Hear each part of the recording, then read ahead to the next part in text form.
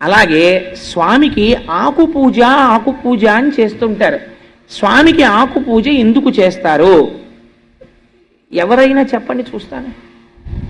తమలపాకులతో పూజ చేస్తుంటారు కదా, మేము ఇవాళ హనుమకి ఆకు పూజ చేయించామండి అంటారు. చాలా తప్పు మాట. నేను ఒక పరమ పవిత్రమైన విషయాన్ని ప్రస్తావన చేస్తున్నాను తప్ప నేను ఎవరిని చిన్నబుచ్చాలని కానీ ఒకరి తప్పు ఎత్తి చూపించాలన్న ప్రయత్నము నేను చెయ్యడం లేదు.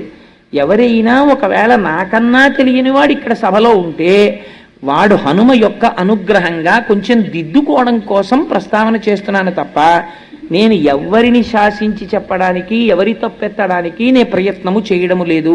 ఎందుకంటే నాకన్నా తక్కువ వాడు ఈ సభలో ఎవరూ లేరు, అందరికన్నా తక్కువ నేనే కనుక. మరి మేమెందుకు వింటున్నామంటే అది మీ ప్రాజ్ఞత కనుక. ఏమీ తెలియని వాళ్ళ వినడం మీ వినయం, ఏమీ తెలియకపోయినా చెప్పడం నా ధూర్తతనం. మరి ఎందుకు ఆకు పూజ చేయించానని అనకు? ఎందుకు అనకూడదో తెలుసా అండి? అన్నిటికన్నా చాలా గొప్ప విషయం ఏమిటో తెలుసా?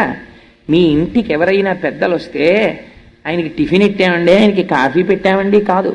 మీ ఇంటికి పెద్దలు వస్తే నువ్వు చెయ్యవలసిన నియమము ఒకటి ఉన్నది.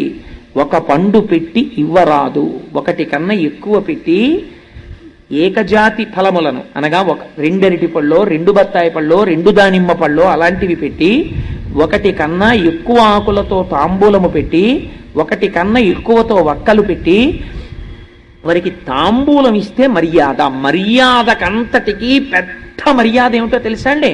తాంబూలం ఇవ్వడం. మా ఎవరింటికో ఎవరో వెళ్ళారనుకోండి, వాళ్ళకి కాఫీ ఇచ్చి పంపించారనుకోండి, మీరు పంపిస్తే ఇంతకన్నా నువ్వు గౌరవమును పొందడానికి అర్హత లేనివాడివి అని వారు చెప్పినట్టు. వారు నీకు తాంబూలం ఇచ్చి పంపించారనుకోండి, రెండు అరటిపళ్ళు పెట్టి తామలపాకులు వక్కలు ఇచ్చి నిన్ను పంపించారనుకోండి, వారికి నీ మనస్సులో వారి యందు నీకు గౌరవం ఉన్నది అని గుర్తు. ఆకు పూజ ఎందుకు చేస్తారో తెలుసా అండి? ఈ రహస్యాన్ని మహాభారతంలో విరాట పర్వంలో చెప్పారు. బృహన్నలా రూపంలో అర్జునుడు వచ్చాడు విరాట పర్వంలో కొలువుకి. వస్తే విరాట్ రాజు గారు అర్జునుడిని చూసి ఆశ్చర్యపోయారు. ఏమయ్యా, నిన్ను చూస్తే ఇలా ఉన్నావు, ఇంత తేజస్సుతో, నువ్వు బృహన్నలవా, పేడివాడివా అని అడిగారు. అడిగితే ఆ రోజున విరాట పర్వం ఎప్పుడైనా చెప్పినప్పుడు చెప్తాను, అందులో ఉండేటటువంటి గమ్మత్తులు. ఆయన మహానుభావుడు అన్నారు, అవునయ్యా, కన్యాజనులకు నృత్తము గరతంగా నాకు నేర్పు కలదు, తద్వృత్తమునకు నన్నీలుము అన్నారు. నేను కన్యామునులకు వృత్తం నేర్పుతానయ్యా, నాకు నాట్యం నేర్పుతాను, ఆ పదవి నాకు ఇప్పించవయ్యా చాలన్నారు. అంటే విరాట్ రాజు గారు అన్నాడు, నువ్వు అంతకన్నా చాలా గొప్పవాళ్ళ కనపడుతున్నావయ్యా, శౌర్యం తేజస్సు ఎక్కడికి పోతుందండి? శాతనఖగ్రఖండిత లసన్మజ కుంజర కుంభముక్త ముక్తాతత శైల అంటారు తిక్కన గారు. అటువంటి మహాపరాక్రమవంతుడైనటువంటి అర్జునుడు పేడివాడిగా నాట్యం నేర్పుకోవడమా? నిన్ను చూస్తే నాకు అలా కనపట్టలేదు. నువ్వు చాలా ఉత్కృష్టమైన తేజస్సుతో ఉన్నావు, అందుకని ఉండు, నీకు తాంబూలం ఇస్తాను అన్నాడు. అని ఉత్తరని పిలిచి, అమ్మా, ఈ మహానుభావుడికి తాంబూలం ఇచ్చి నమస్కరించు అన్నాడు. ఎందుకో తెలుసా అండి తాంబూలం ఇవ్వడం? నీ యందు ఏదో నేను అర్థం చేసుకోలేని గొప్ప తేజస్సు ఉంది. ఆ తేజస్సును నేను నిర్వచనము చేయలేకపోవచ్చు, కానీ నువ్వు తేజోమూర్తి, ఇటువంటి వాడివి నా ఇంటికి వచ్చావు. నువ్వు రావడం చేత నేను ధన్యతని పొందానని నేను అనుకుంటున్నానని నువ్వు చెప్పడం, వారి యొక్క ఉత్కృష్టతని అంగీకరించడం, వారికి తాంబూలం ఇచ్చి పంపడం. అందుకే పూర్వం ఒక నియమం ఉండేది, ఇంట్లో ఎప్పుడు తాంబూలాలు ఉంచుకునేవారు, తమలపాకులు పళ్ళు ఉంచుకునేవారు. ఉంచుకుని ఆ పళ్ళు నువ్వు తినేగా మిగిలిన పళ్ళు అవ్వకూడదు, అత్తలం వేరే ఉంచుకోవాలి. ఎందుకంటే పెద్దలకి నువ్వు తినేసిన పళ్ళల్లో మిగిలిన పళ్ళు ఇస్తే ఉచ్ఛిష్టం అయిపోతుంది. నువ్వు అత్తలం అలా పెట్టి ఉంచేవారు. ఏమో నీకు తెలిసిరాడు ఊరక రారు మహాత్ములు వారథముల ఇండ్ల కడకువచ్చుటలెల్లన్ కారణము మంగళములకు నీవొచ్చుట శుభము మాకు నిజము మహాత్మా. ఏ రోజున ఏ రూపంలో ఒక మహాభక్తుడు నీ ఇంటికి వస్తాడో తెలియదు. ఆయన నీ ఇంటికొచ్చి పుచ్చుకున్నదే నిన్ను ఉద్ధరించేస్తుంది. నిన్ను ఉద్ధరించడానికి పరమాత్మ పంపిస్తాడు. ఎందుకో తెలుసా అండి? భాగవతంలో దశమస్కంధంలో చెప్పారు ఈ రహస్యాన్ని. గర్గుడు వస్తే ఇంటికి మహానుభావుడు నందుడు ఎదురెళ్ళి చెప్పాడు, ఊరక రారు మహాత్ములు, వాడేం కోరుకుని రాడు, వాడిని ఎందుకు పంపించాలో ఈశ్వరుడికి తెలుసు. ఏ రోజు పంపించాలో కూడా ఈశ్వరుడికి తెలుసు. ఆ రోజు పంపుతాడు. ఊరక రారు మహాత్ములు వారథముల ఇండ్ల కడకు వచ్చుటలెల్లన్ కారణము మంగళములకు మీరొచ్చుట శుభము మాకు నిజము మహాత్మా అన్నాడు. నేర్పింది మనకి శాస్త్రం. అందుకని విరాట్ రాజు గారు తాంబూలం ఇప్పించాడు. కమలపాకుతో పూజ హనుమకి ఎందుకు చేస్తారో తెలుసా అండి? మహాధీరుడైన వాడెవరైనా ఉంటే, బ్రహ్మజ్ఞాని మహాభక్తుడైన వాడైతే మీరు తాంబూలం ఇస్తారు. ఆయన మహావీరుడు. హనుమ కన్నా వీరుడు ప్రపంచంలో ఉండడు. ఎందుకని అంటే హనుమకి అసలు ఆయుధం లేదు. ఆయనకి రూపాలున్నాయి. ఒక్కొక్కసారి దాసాంజనేయుడుగా ఉంటాడు, అప్పుడు పరమభక్తితో ఇలా ఉంటాడు. ఒక్కొక్కసారి ఉగ్రాంజనేయుడుగా ఉంటాడు. మీరు అటువంటి ఫోటోలు ఎప్పుడైనా చూశారో లేదో, చూస్తే భయం వేస్తుంది. అసలు వాలములకు తోకతో ఇలా నిప్పు పట్టుకుని నిలబడతారు. అసలు అటువంటి మూర్తిని పెట్టుకోవడం కూడా చాలా కష్టం. ఉగ్రాంజనేయుడుగా ఉంటాడు. ఒక్కొక్కసారి పంచముఖ ఆంజనేయుడుగా ఉంటాడు. అదేమిటండి ఆంజనేయుడికి అలా శిరస్సులు ఉంటాయా అని మీరు తెల్లబోతారు. అసలు ఇప్పుడు నేను ఆ స్వరూపాల గురించి చెప్తే అదో 9 రోజుల ప్రసంగం. అందుకని నేను వాటి జోలికి వెళ్ళను, కేవలం ప్రస్తావన మాత్రం చేస్తానంతే. అందుకని పంచముఖ ఆంజనేయుడు అని ఉంటారు. అది ఒక స్వరూపం. ఇవన్నీ ఎవరు? బ్రహ్మవిద్ బ్రహ్మైవ భవతి, ఆయన పరబ్రహ్మ స్వరూపమై ఉన్నాడు. అటువంటి స్వరూపమునకు ధీరః అని పిలుస్తారు. అటువంటి ధీరుడు కనుక అందుకే సుందరకాండ ప్రారంభం చేస్తే ధీరస్సలిల కల్పేషు విచచార యథాసుఖం అని మొదలుపెట్టారు మహర్షి. మహాధీరుడు, ధీమంతుడు, ధీహి అన్న పదాన్ని ప్రయోగించారంటే గొప్ప బుద్ధిశాలి, బ్రహ్మజ్ఞాని. అటువంటి వాడికి మీరు ఒకటి బాగా జ్ఞాపకం పెట్టుకోండి, చాలా మేధా సంపత్తి ఉన్నవాడు కొన్ని కాలముల యందు పిరికివాడై ఉంటాడు. ఆయనకి చాలా బలం ఉంటుంది, చాలా మంత్రములు వచ్చు, చాలా విషయాలు తెలుసు, కానీ పిరికివాడు. నాకెందుకు ఎదురు గొడవ అంటాడు. బ్రాహ్మణుడికి పిరికితనం ఉండాలంది శాస్త్రం. ఎందుకో తెలుసా అండి? బ్రాహ్మణ పిరికిరా, పంతులు గారు పిరికాడంటాడు. బ్రాహ్మణుడికి పిరికితనం లేదనుకోండి, లోకమంతా కలిసి వచ్చి నిలబడినా సరే ఆయన ముందు మీరు నిలబడలేరు. దిగ్బలం క్షత్రియ బలం బ్రహ్మతేజో బలం బలం అని విశ్వామిత్రుడంతటి వాడు వశిష్ఠుడు అన్నాడు. దిగ్బలం క్షత్రియ బలం. క్షత్రియులు కూడా నిలబడలేరు బ్రహ్మణుడి ముందు. ఎప్పుడు? బ్రాహ్మణుడే ఆగ్రహించాడా, ఆయన మంత్రశక్తి ముందు నిలబడలేరు. అందుకే హనుమ ఒక మాట అన్నారు, మాదృశాని విశిష్టాని మహాత్మనాం సుగ్రీవ వశవర్తినః ఆగమిష్యతి సుగ్రీవ సర్వేషాంబో నిషూదనః నేయమస్తి పురీం లంకాం నయూయం నచరావణః యస్మాదిక్ష్వాకు నాదేన బద్ధం వైరం మహాత్మన అన్నారు. ఏమిరా రాక్షసులారా, మీరు అహంకరిస్తున్నారు. నా వంటి మహాబలులు సుగ్రీవుడుకు వశవర్తులై ఉన్నారు. సుగ్రీవుడు వస్తున్నాడు. సుగ్రీవుడు అడుగు పెట్టాడా? సుగ్రీవుడు అంటే సు అంటే మంచి, గ్రీవం అంటే కంఠము కలిగిన వాడు, వేదమును ఉపాసన చేసిన వాడు, స్వరము తెలిసిన మహాపండితుడు. వేదము యొక్క మంత్రముల చేత ప్రతిపాదింపబడిన పరబ్రహ్మ యొక్క స్వరూపమును గుర్తిరిగినటువంటి మహాపురుషులైనటువంటి వారు, బ్రహ్మజ్ఞానులైనటువంటి వాడు, యోగి పురుషుడైనటువంటి హనుమ ఆత్మదర్శనమైన తరువాత, సీతమ్మ దర్శనమైన తరువాత ఈ మాట అన్నారు, నీయమస్తి పురీం లంకాం నయూయం నచరావణః. ఈ లంక లేదు, మీరు లేరు, ఈ రాక్షసులు లేరు, సర్వనాశనం అయిపోతోంది. ఎందుకవుతోంది? యస్మాదిక్ష్వాకునాథేన బద్ధం వైరం మహాత్మన. ఇక్ష్వాకునాథుడైనటువంటి ధర్మమూర్తి అయిన రామచంద్రమూర్తితో మీరు వైరం పెట్టుకున్నారు, అందువల్ల మీరు నశించిపోతారని చెప్పారు. ఒక యోగి నోటి వెంట ఆ మాట వచ్చింది, అంతే. లంక లేదు, రావణుడు లేడు, రాక్షసులు లేరు, అందరూ నశించిపోయారు. లంకా దహనం చేసేటప్పుడు ఒక్క విభీషణుడి ఇల్లు హనుమ వదిలిపెట్టారు. ఆ ఒక్క విభీషణుడికే పట్టాభిషేకం. ఆయన మాత్రమే లంకని పరిపాలిస్తాడు. మిగిలిన వాళ్ళందరూ నశించిపోవలసిందే పుత్రమిత్ర కళత్రాదులతో. అందుకని ఆయన బ్రహ్మజ్ఞాని, బ్రహ్మము, మహావీరుడు. ఏకకాలమునందు బలము ఉంటుంది, కానీ ఎవరి జోలికి ఆయన వెళ్ళరు. మీరు అందుకే చూడండి, ఎప్పుడో నేను చేస్తానని ముందుకి హనుమ రారు. నియంత్రణలో ఉంటుంది బలం, నిగ్రహంలో ఉంటుంది. జాంబవంతుడికే తెలిసి రహస్యం. రామాయణంలో ఆయన వస్తాడు, వచ్చి ఒక్కసారి చెప్తాడంతే, మహానుభావ హనుమ, నువ్వు రక్షించకపోతే ఎవరు రక్షిస్తారయ్యా? ఈ మాట అనాలి. అందుకే అమ్మవారు కూడా, సీతమ్మ తల్లి కూడా, తమస్మిన్ కార్య నిర్యోగే ప్రమాణం హరిసత్తమ హనుమాన్ యత్నమాస్తాయ దుఃఖక్షయకరో భవ. తమస్మిన్ కార్య నిర్యోగే అని 1కి 10 మాటలు.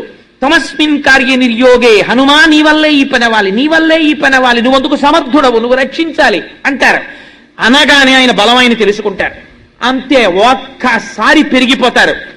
ఇంకా ఎంతమంది అవనివ్వండి, ఆయనకు ఆయుధాలు అక్కర్లేదు.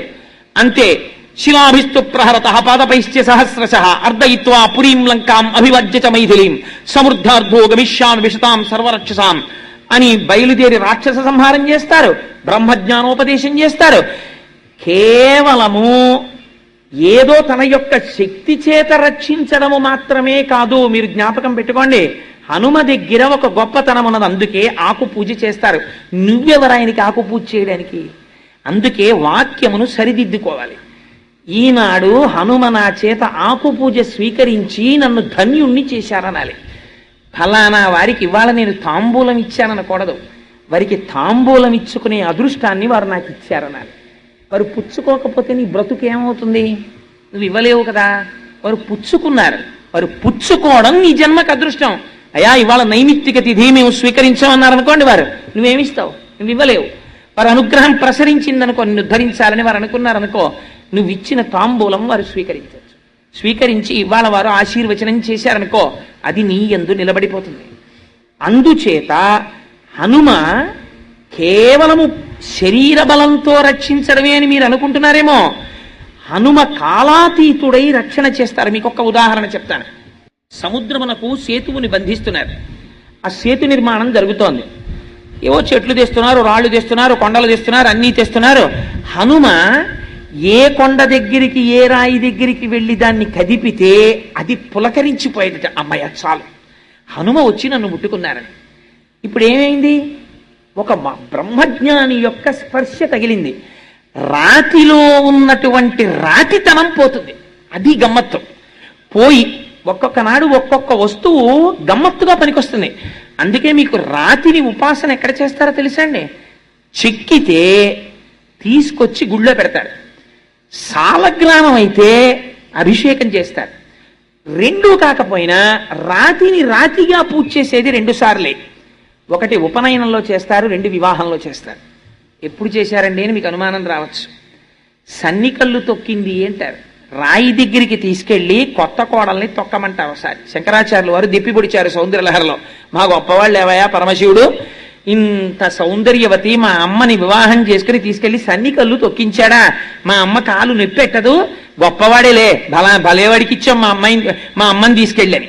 అంటే ఆయన భక్తి అటువంటిది. అందుకని ఆడపిల్లని తీసుకెళ్లి సన్నికల్లు తొక్కించారంటారు మంత్రంతో. ఎందుకు తొక్కిస్తారో తెలుసా అండి? ఇప్పుడు మనకి ఎందుకు తొక్కించారో మనకి తెలియదు, ఎందుకు తొక్కామో మనకి తెలియదు, తొక్కించిన వాడికి ఎందుకు తొక్కించాడో తెలియకపోతే ఇంకంతకన్నా అదృష్టం ఇంకోట్లేదు. ఎందుకు తొక్కిస్తారంటే రాయి తొక్కినా కదలకుండా అచలమై ఎలా ఉంటుందో, నువ్వు అత్తవారింటికి వెళ్ళినప్పుడు మొట్టమొదట అన్నీ కొత్త పరిచయాలి. అందుకని ఏమొస్తుందంటే ప్రిజడీస్ అంటే నీ అంత నువ్వు నిర్ణయం తీసుకోగలిగిన స్థితి పైకి ప్రచోదనం అవుతుంది. ఎవరో ఒక ఆయన వస్తాడు, ఏ మరిది గారో, వదిన్ని చూసి సంతోషం, ఏదో ఒక బుక్కును జోక్ వేసేస్తాడు. వదిన పట్ల అలా జోక్ వేయకూడదని అతనికి తెలియదు. కానీ నువ్వు వెంటనే ఒక నిర్ణయానికి వచ్చేసావనుకో, రాత్రి ఆయనకి పాలపోంగు. ఆయన దగ్గరికి వెళ్ళి మీ తమ్ముడు ఎలా అన్నాడో తెలుసా, నా మనసు చిన్నబుచ్చుకుంది అన్నావు అనుకో, అన్నదమ్ముల అనుబంధం అది జీవితాంతం ఉండవలసిన అనుబంధం. నువ్వు గబుక్కుని అన్న మాటకి అంత తోడ పుట్టిన వాడి మీద కూడా చిన్న తేడా స్వభావం వచ్చేస్తుంది. ఆయన్ని కన్న తండ్రి గారి మీద నువ్వు ఒక్క మాట గబుక్కునంటే ఆయనకి తండ్రితో విరోధం వస్తుంది. మీ అమ్మగారు పీక్కు తినేస్తోంది, మీకేం ఆఫీస్కి వెడతారు అనో మాట అంటే తల్లి పట్ల వికర్షణ వస్తుంది. అలా తొందరపడి నువ్వు నిర్ణయాలు తీసుకుని మాట మాట్లాడి ఆ ఇంట్లో పుట్టిన పిల్లవాడిని, ఆ కుటుంబాన్ని 2గా 3గా భాగిస్తావేమో. నువ్వు ఉండడం వల్ల, నువ్వు వెళ్ళడం వల్ల ఇంకా ఆ ఇంట్లో అన్నదమ్ములు కలుసుకోని పరిస్థితి వస్తుందేమో. అందుకే శాస్త్రమునందు మర్యాదతో ప్రవర్తించాలి. అలా చేయి కుసుమా. రాయి ఎంత కఠినముగా తొక్కినా కదలక లేకుండా ఉంటుందో, అలా తొందరపడి నిర్ణయాలు రాకుండా నీ మనస్సు అంత జాగ్రత్తగా ఉండుగాక. ఎందుకని? కోడలే ఆ ఇంటి వైభవాన్ని నిర్ణయిస్తుంది అని మంత్రము చేత మనస్సుకి ఆ శక్తినివ్వడానికి సన్నికల్లు తొక్కిస్తారు. అంత దీర్ఘాయుష్యు రావాలని ఉపనయనంలో గురువు శిష్యుడితో తొక్కిస్తాడు. అటువంటి రాతికి పూజ లేదు. ఆ రాయి మీద ఎప్పుడో ఒక మహానుభావుడు కూర్చుంటే దాని జన్మ ధన్యం అవుతుంది, మళ్ళీ ఆవుగానో పక్షిగానో పుడుతుంది, అది అప్పటి వరకు కదలిక ఉండదు. అటువంటి రాయి ఒక మహానుభావుడు వచ్చి పట్టుకున్నాడు అనుకోండి, ఎంత పులకరించిపోతుంది, అమ్మయ్య నా జన్మ ధన్యమైపోయింది. ఆయన పట్టుకోవడం కాదు, నన్ను తీసుకెడుతున్నాడు. ఎక్కడికి తీసుకెడుతున్నాడు? రామకార్యంలోకి. ఇప్పుడు ఎక్కడ పడేస్తాడు? సముద్రంలో పడేస్తాడు. ఇప్పుడు ఎవరు తొక్కుతారు? రామకార్యం మీద వెళ్లే వానరులందరూ తొక్కుతారు. ఎంత పుణ్యం, ఎంత పుణ్యం అని హనుమ చేత్తో ముట్టుకుంటే చాలని పర్వతాలు రాళ్ళు ఉత్సాహపడిపోయేవిట. ఒక పర్వతాన్ని హనుమ కదిలించారు, ఎత్తి పట్టుకున్నారు, సగం దూరం తీసుకొచ్చారు. దాన్ని తీసుకురాకని రాముడు చెప్పినట్టయింది. అక్కడ పెట్టేసి వెళ్ళిపోయారు. వెళ్ళిపోతుంటే ఆ పర్వతం ఏడ్చింది, కదలలేదు. హనుమా హనుమా అని పిలిచి ఏడ్చింది. ఏమి ఏడుస్తున్నావు అన్నారు స్వామి. అంటే అన్ని పర్వతాలు తీసుకెళ్లి సముద్రంలో పడేశావు, రామకార్యంలో వినియోగం అయ్యాయి. నేను ఎంత అల్పుడనో, ఎంత పాపభూయిష్టమైన శరీరమో. నిజంగా వాళ్ళు ఎవరో, నేను రామాయణం చెప్పే రోజుల్లో పాట పాడుతుండేవారు, నాకు చాలా గమ్మత్తుగా ఉండేది. ఏదో రాతినైనా కాకపోతిని రామపాదము సోకగా, ఏదో ఆఖరికి సాకలినైనా కాకపోతిని ఆ రాముణ్ణి కనీసం నింద చేసైనా సరే రామనామము చెప్పగా, పక్షులు పశువులు రాముడి గురించి చెప్తుంటే మనిషినై ఉండి కూడా రామనామము చెప్పకపోతిని అని బాధపడుతూ వాళ్ళు పాట పాడుతుండేవారు. చాలా గమ్మత్తుగా ఉండేది నాకు ఆ పాట వింటుంటే. అలా ఒక పర్వతం నేను పడలేకపోయాను సముద్రంలో అని ఏడుస్తోంది. చూస్తే హనుమ వెనక్కి వచ్చారు. ఎందుకు ఏడుస్తున్నావు అని అడిగారు. అడిగితే నన్ను సగం దూరం తీసుకొచ్చి వదిలేశారు, నన్ను తీసుకెళ్ళలేదు అంటే నాకు రామాజ్ఞ కింద వినపడింది ఆ పర్వతాన్ని త్యాకు అని. అందుకుని ఏడవకు, నేను కనుక్కొస్తాను, నన్ను ఎందుకు తేవద్దన్నారో స్వామి అని రామచంద్రమూర్తి వెళ్ళి నాకేమిటో మీ ఆజ్ఞలా వినపడింది, ఆ పర్వతాన్ని మధ్యలో వదిలేశాను, యథార్థమనకు మీ ఆజ్ఞ ఉన్నదా, తీసుకురావద్దు అని అడిగారు. అడిగితే స్వామి అన్నారు, అవును, ఆ పర్వతమునకు ఒక మహోత్కృష్టమైన స్థితి ఉంది. కేవలము ఈ పుణ్యం కాదు, ఇంతకన్నా గొప్ప పుణ్యంతో నాకు బిరుదునామాన్నిచ్చేటటువంటి స్థితికి ఆ కొండ ఒక రోజున వస్తుంది. ఎప్పుడో తెలుసా? వచ్చే అవతారంలో నేను కృష్ణమూర్తిగా వస్తాను. ఆ కొండని 7 రోజులు నా చితికిని వీలి మీద ఎత్తి పట్టుకుంటాను. అప్పుడు నన్ను గోవిందుడని పిలుస్తారు. ఆనాడు ఆ పర్వతానికి నేను పూజ చేయిస్తాను. ఇదిగో ఈ పర్వతానికి పూజ చెయ్యండి అని చేయిస్తాను. అందుకని ఆ పర్వతం చాలా పుణ్యమైంది, దాన్ని కేవలం సముద్రంలోనైనా పడేయడం. హనుమా, అందుకని తేవద్దన్నాను. నువ్వు పట్టుకోవడం వల్ల ఇప్పుడు ఆ పర్వతానికి మరింత పుణ్యం వచ్చేసింది. ఎవరు చెప్పుకున్నా గోవిందా గోవిందా గోవిందా అని ఆ రోజున గోవర్ధన పర్వతాన్ని స్వామి పైకెత్తాడని చెప్పుకుంటారు. అంత గొప్పతనం ఆ పర్వతానికి వచ్చిందన్నారు. హనుమ ముట్టుకుంటే, హనుమ స్పృశిస్తే, హనుమతో మాట్లాడితే చాలు, ఉద్ధరింపబడ్డాయి. మీరు అందుకే రామాయణాన్ని ఆ కోణంలో పరిశీలన చెయ్యాలి. అందుకే మీరు చూడండి, హనుమతో సంఘం ఉందనుకోండి మీకు. సుగ్రీవుడు హనుమని నమ్ముకున్నాడు. ఒక్కొక్కసారి హనుమ ఎలా మాట్లాడేవారో తెలుసా? సుగ్రీవుణ్ణి తలకాయ తీసేసుకోవాలి సుగ్రీవుడు. రామలక్ష్మణులు నడిచి వచ్చేస్తున్నారు కిష్కింధకాండలో. చూశాడు సుగ్రీవుడు, అంతే భయపడి పారిపోతున్నాడు. ఎందుకలా పారిపోతున్నావు అన్నారు హనుమ. వాళ్ళని చూస్తే చూడు ఎలా ఉన్నారో, చాలా తేజోవంతులుగా ఉన్నారు, నన్ను చంపడానికి మా అన్న పంపించి ఉంటాడు, అందుకని పారిపోతున్నానన్నారు. అంటే హనుమ అడిగారు, రేపు పొద్దున్న రాజ్య పరిపాలన చెయ్యవలసినటువంటి ప్రభువుకు ఉండవలసిన లక్షణం ఏదైనా ఉందా నీలో? ఇంత పిరికితనమా? వచ్చిన వారెవరో తెలుసుకోకుండానే పరుగులు పెడుతుంటావా? ఏమిటి దైన్య బుద్ధి, సిగ్గుగా లేదు నీకని అడిగారు. అడిగితే సుగ్రీవుడు అన్నాడు, అయితే నువ్వు వెళ్ళి కనుక్కొస్తావా వాళ్ళు ఎవరో అన్నాడు. అని మళ్ళీ ఎంత అనుమానం అంటే, నువ్వు హనుమగా వెడితే నాకు భయం, వేషం మార్చుకుని వెళ్ళన్నాడు. తన ప్రభువుకి నమ్మకం కల్పించడం కోసమని తాను పరివ్రాజకుడిగా మారి రామలక్ష్మణుల దగ్గరికి వెళ్ళారు. వెళ్ళి ఇలా చూడగానే వీళ్ళ దగ్గర దొంగ వేషాలతో మాట్లాడక్కర్లేదని మళ్ళీ వానరం అయిపోయాడు.